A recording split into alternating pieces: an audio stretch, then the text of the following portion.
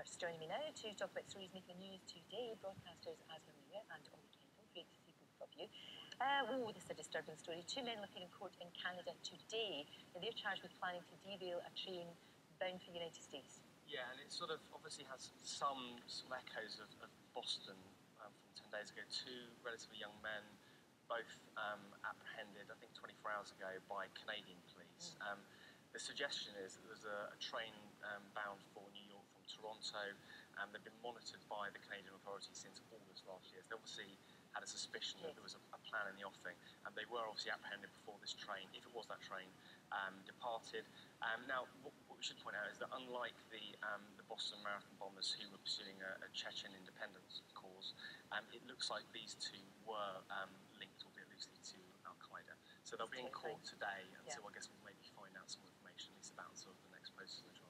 Just be so on edge, you know, if you live anywhere in America right now, because, you know, there was this a reasonable lull, you know, between kind of attempted terrorism attacks, but now it just must be so. Everyone must be kind of, you know, looking at everyone very suspicious, and just it must be a very difficult existence right now for them. It wasn't encouraging for London Marathon this weekend. So many people turned out, despite everything that happened the week before. Do you know what? I thought they would. I just had that. We just do.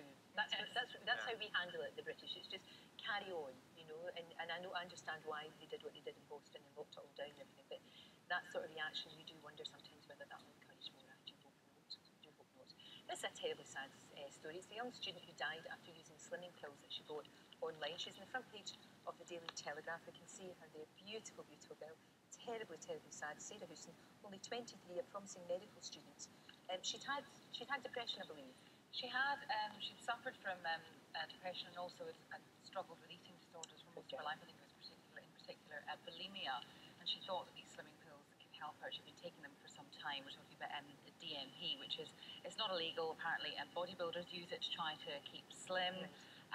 But her parents have said, the coroner also said that, you know, pretty much this is what, you know, caused her death.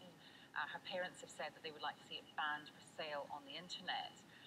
But you know, there are so many drugs that are legal but can be dangerous. And I mean, you know, where do you stop? Is it down to the individual to be responsible? That's the difficulty, really, isn't it? And the other thing, of course, is that she was a medical student, and it just makes you think. You know, this is someone very intelligent who will have known the dangers, but still did it. It's so sad. I mean, I googled this just before we came onto air, and there were just pages and pages of the dangers and the deaths that have been caused. It's just so tragic when that information is out there, and yet it is obviously, you know, one click, and you can obviously order stuff. Terrifying that you can actually do it so easily.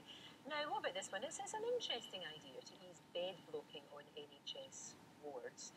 Hotels, I believe they do this in Scandinavia. Yeah, for the last 20 years, the Danes and the Swedes have, often on the same sites as hospitals, had these sort of separate kind of annexes, if you like, which are staffed by nurses, but they don't. It's not for people who need acute care. So at the moment, there's a huge problem, and it has been for many years in the NHS, where particularly for older people, we've got this sort of bed blocking problem. They go in for care, they're treated, and then it's very difficult to, you know, often they're in their own home before they come in, and then they need to go into a care home afterwards, and there's this sort of hiatus where it's like an hospital. So what do? Well, the Danes and the Swedes for many years have built these small annexes, and you can move people into them. It's not just for old people, it's for people who are maybe given birth and don't need the acute care immediately afterwards. And the great thing is, it means families can stay with their loved ones. So at the moment, if you go into hospital, you often have very limited hours that you can see your loved ones. And it's cheaper apparently as well, isn't it? It's 60% cheaper. So it feels like it's a very obvious thing to do. It seems quite a good idea, as long as the facilities are good. Yeah. Well, that's the thing. Access to medical treatment, you just be worried. You know, I mean, people who are recovering from strokes is probably very different to perhaps, I don't know, you know, elderly people who are just there because there's nowhere else for them to go. I mean, if you've just had a big operation, you'd be worried, wouldn't you, about what is the access to medical treatment if something goes wrong? I think as long as it's on site. I mean, the idea that it would be miles away from hospital would concern most of us. It would be right, the kind of annex idea, I guess. Interesting. Now, if Kate and William have girl, she will be queen. If. Of course, we don't have any inside knowledge whatsoever, but yes, this law has